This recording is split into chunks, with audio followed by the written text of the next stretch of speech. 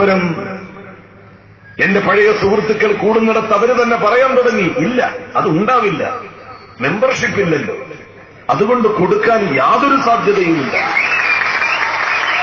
അങ്ങനെ സ്വപ്നം കണ്ടിരുന്നു.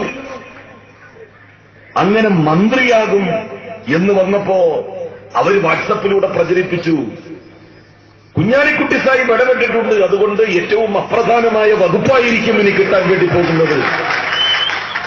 ഒരു ലീഗ് എംഎൽഎക്കും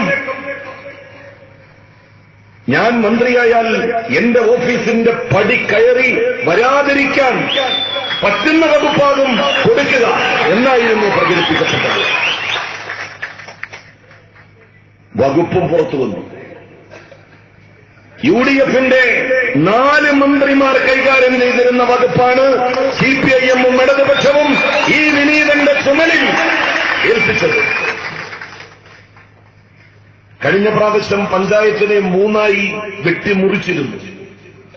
പഞ്ചായത്തുകൾ ഡോക്ടർ മുനീർ കൈകാര്യം ചെയ്തു. ഗ്രാമവികസനം, ബ്ലോക്ക് പഞ്ചായത്ത്, അത് കോൺഗ്രസിന്റെ മന്ത്രി കെ.സി. ജോസഫ് കൈകാര്യം ചെയ്തു. കോർപ്പറേഷനുകളും മുനിസിപ്പാലിറ്റികളും ഉൾക്കൊള്ളുന്ന നഗരവികസനം, അത് മഞ്ഞളാംകുഴിയലി 5ാം മന്ത്രി കൈകാര്യം ചെയ്തു. ന്യൂനപക്ഷ ക്ഷേമം മഞ്ഞളാംകുഴിയലിയുടെ വകുപ്പായിരുന്നു. ഹജ്ജും വഖഫും മുസ്ലിം ലീഗിന്റെ നിയമസഭാ party leader P K. Kunhalikutty Sahib കൈകാര്യം ചെയ്ത വകുപ്പായിരുന്നു.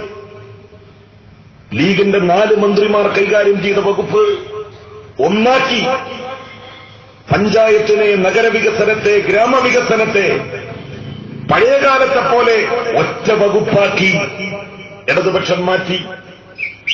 ന്യൂനപക്ഷക്ഷേമവും ഹജ്ജും വഖഫും ഈ വിനീതനെ ഏൽപ്പിക്കുവാനാണ് സിപിഐഎമ്മും ഇടതുപക്ഷ മുന്നണിയും മുഖ്യമന്ത്രിയും തീരുമാനിച്ചത്.